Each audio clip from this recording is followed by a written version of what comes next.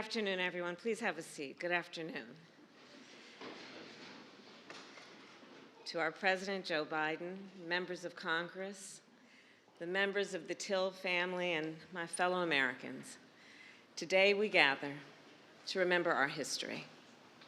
We gather to remember an act of astonishing violence and hate, and to honor the courage of those who called upon our nation to look with open eyes at that horror and to act. The story of Emmett Till and the incredible bravery of Mamie Till-Mobley helped fuel the movement for civil rights in America. And their stories continue to inspire our collective fight for justice. When I served in the United States Senate, I was so profoundly honored to sponsor the Emmett Till Anti-Lynching Act alongside Congressman Bobby Rush. And it was an even greater honor to stand beside our President, Joe Biden, as he signed the law that finally made lynching a federal crime. So many leaders here today made that progress possible. Our history as a nation is born of tragedy and triumph, of struggle and success. That is who we are. And as people who love our country, as patriots, we know that we must remember and teach our full history, even when it is painful, especially when it is painful. Today, there are those in our nation who would prefer to erase or even rewrite the ugly parts of our past, those who attempt to teach that enslaved people benefited from slavery, those who insult us in an attempt to gaslight us, who try to divide our nation with unnecessary debates. Let us not be seduced into believing that somehow we will be better if we forget. We will be better if we remember. We will be stronger if we remember. Because we all here know it is only by understanding and learning from our past that we can continue to work together to build a better future. And so now it is my great honor to introduce a leader who has dedicated his life to preserving and protecting our history. And Reverend Wheeler Parker, Jr. just also shared with me that he and his wife will be celebrating this weekend their 56th anniversary of marriage. Reverend Wheeler Parker, Jr.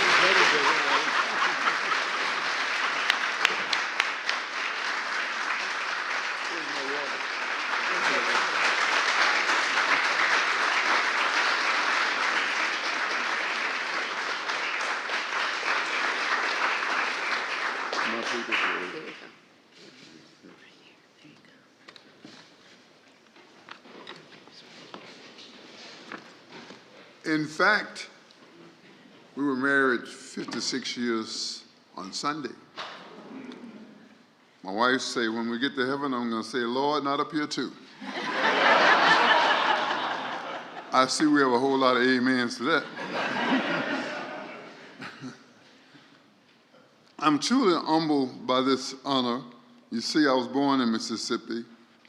I spent my early years as a sharecropper and was focused upon filling up a 9-foot sack. Focused upon my quota, not making history, from the outhouse to the White House.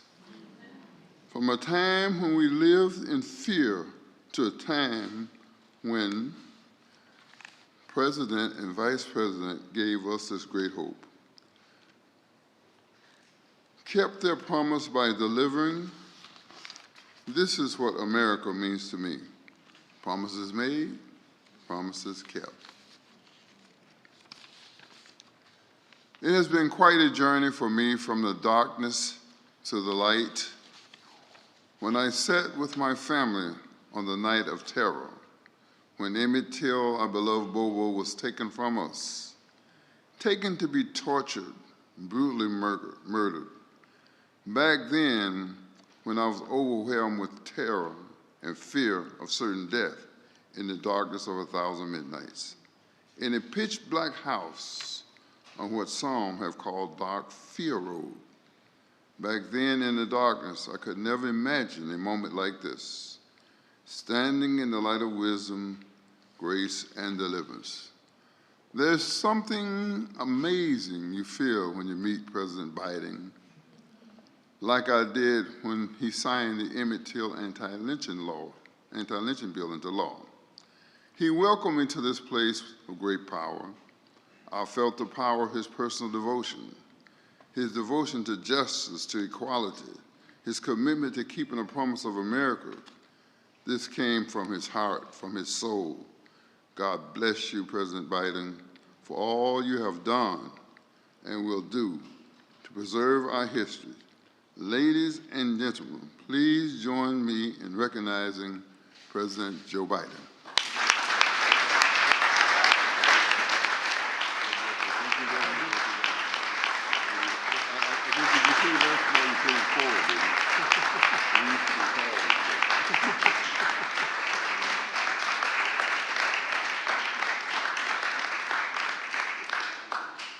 I'm not going to tell you to whisper to me.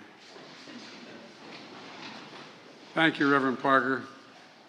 And thank all of you for being here.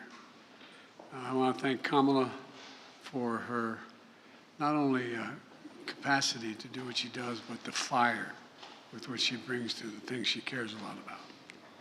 To all the members of Congress, including Representative Benny Thompson, Senator Tammy Duckworth, Representative Danny Davis, and Senator Dick Durbin, who is, we wish a speedy recovery from COVID. He's just recovered from COVID right now. And who have long fought to honor the Till family.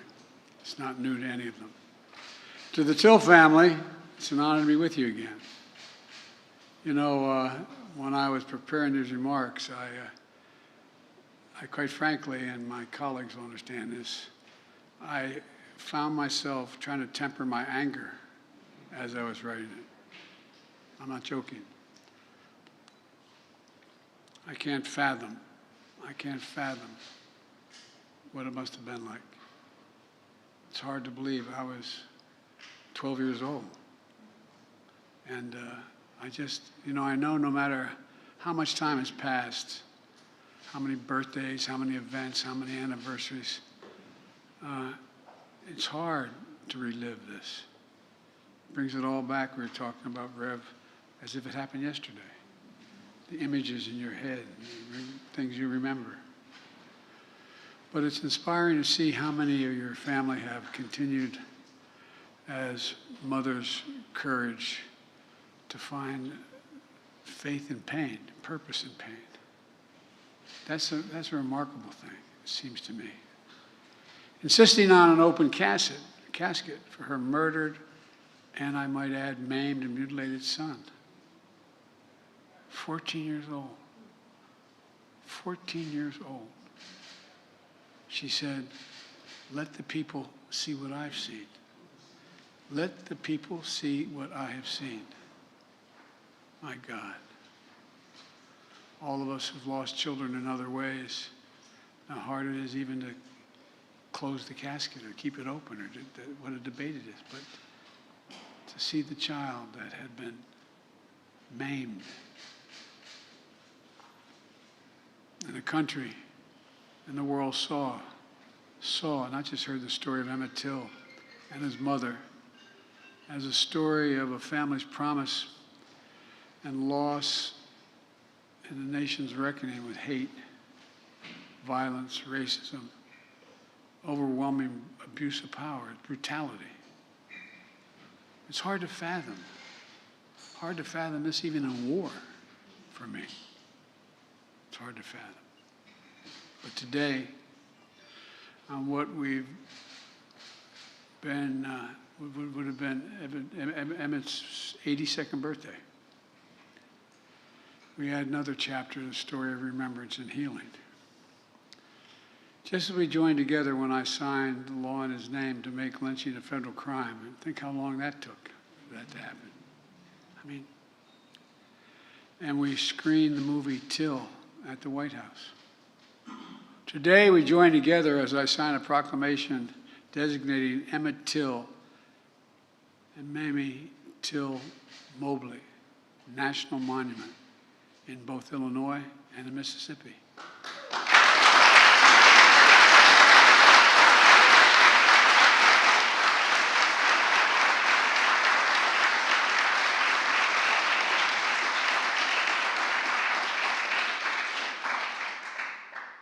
When we ended lynching as a matter of law, we talked about wanting to do this, but the support from the community has been so overwhelming.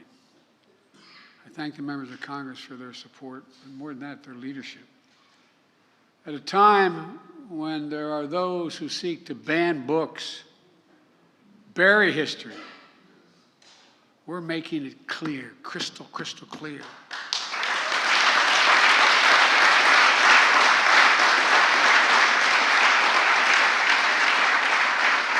While darkness and denialism can hide much, they erase nothing. They can hide, but they erase nothing.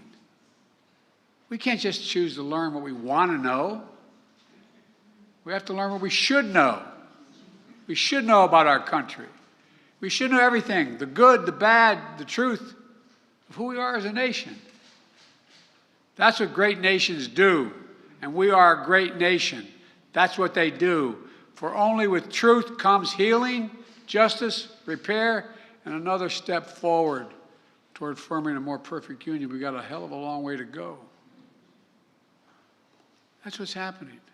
That's what's going to happen with visitors of all backgrounds to learn the history of Emmett Till and Mamie Till-Mobley through our national monument.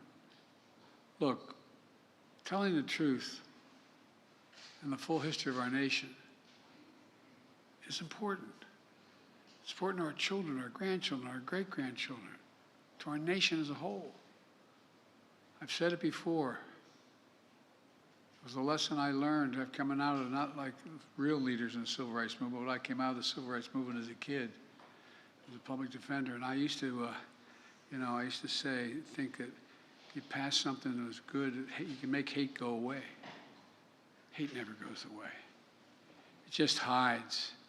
It hides under the rocks. And given a little bit of oxygen by bad people, it comes roaring out again. It's up to all of us to deal with that. Up to all of us to stop it. Up to all of us. The best way to do it is with the truth.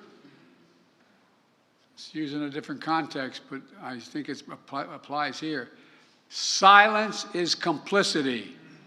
I will not be silent, nor will you be silent about what happened.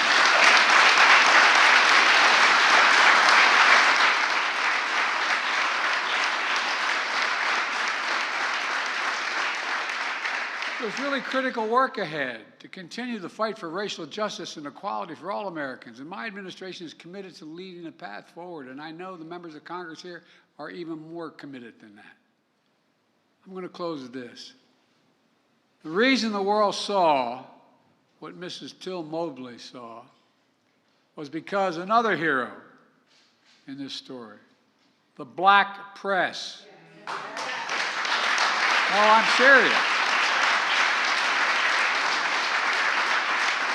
Jet Magazine, the Chicago Defender, and other newspapers and radio announcers who told the story were unflinching in the bravery with which they told that story, making sure America saw what they saw. Ida B. Wells once said, quote, "The way to right wrongs is to turn the light of truth upon them. The way to right wrongs is to shine the light of truth on them." Well, that's our charge today. By the way, parenthetic, do you ever think we'd be talking about banning books in America? Banning history? I'm serious. To the Till family, to all of you here today, I thank you for your courage, for never giving up.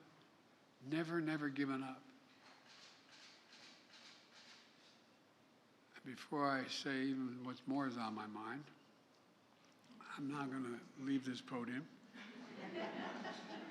No, it's just barbaric. Barbaric what happened. And seriously, all you moms out there, imagine the courage it took to say, let them see. The courage. It's now my honor to sign this proclamation in memory of Emmett Till and Miss Mamie Till-Mobley. And I thank you all for being here. And I know I'm considered too much of an optimist, but I believe if we keep pushing, we're going to continue to make progress. We're going to continue to make progress. It's already being made. The idea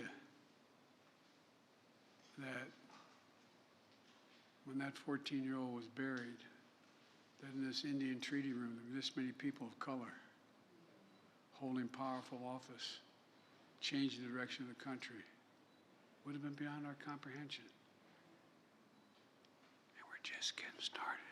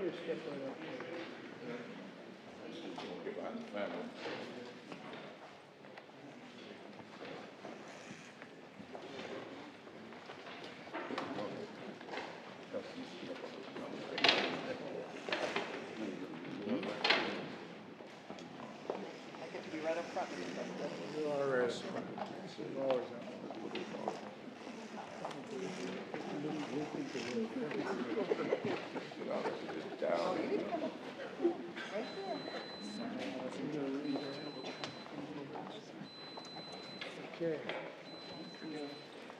You ready?